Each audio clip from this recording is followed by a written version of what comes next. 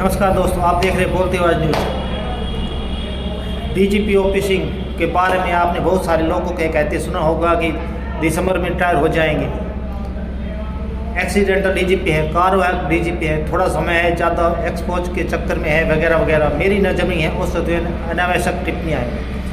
ये तो वही बात है कि कोई ना कुछ कहे तो करे तो रोना और कोई कुछ करे तो भी रोना।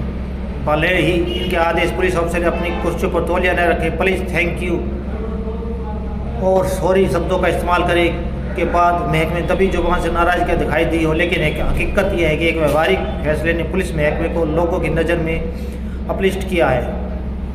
अब आम आदमी पुलिस विभाग को और भी सम्मान की दृष्टि से और अपनेपन के भाव से देखेगा। आमजन का पुलिस पर भरोसा बढ़ेगा और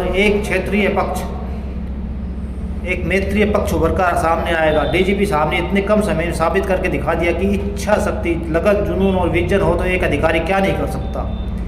ये अपने विभाग का निर्देश देखकर बैठे नहीं रहे, बल्कि अलग अलग जिले के एसपी ऑफिस पहुंचकर लॉ एंड ऑर्डर की रिपोर्ट ली और वहीं से प्रेस कॉन्फ्रेंस भी करी।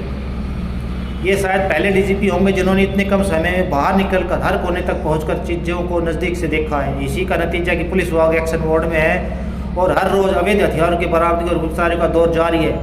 वहियात सस्पेक्टेड वाहनों का पर तुरंत प्रभाव से चेकिंग के लिए रुकवाया जाता है। जिस बदमाशी को लोग बोर मानते थे उसे इन्होंने है दृष्टि देखने के बाद बात करी और डिग्रेड करने का काम किया। कुछ लोग शायद इन्हें इसलिए गंभीरता से नहीं ले रहे हैं कि कुर्सी पर ये लंबे समय तक नहीं बैठने वाले, लेकिन सच्चाई तो ये है कि 2 महीने में ही वो कर जाएंगे जो पिछले 20 सालों में नहीं हो पाया।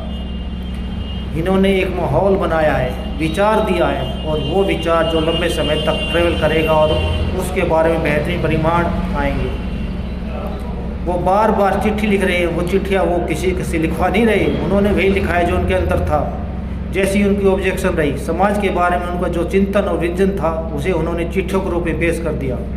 अब किसी के अंदर एक कुछ होगा ही नहीं, ना कोई ऑब्जेक्शन और ना कोई विजन हो तो भला वो चिट्ठियाँ क्यों और कहाँ लिखेगा। आलोचना करने वाले आलोचना करते हैं रहे, लेकिन सोसाइटी की बेहतरी के लिए डीजीपी साहब के प्रयास से उनके द्वारा की गई शुरुआत सलामी बनती है। जय भारत, जय हिंद। देखते रहिए बोलती आवाज़।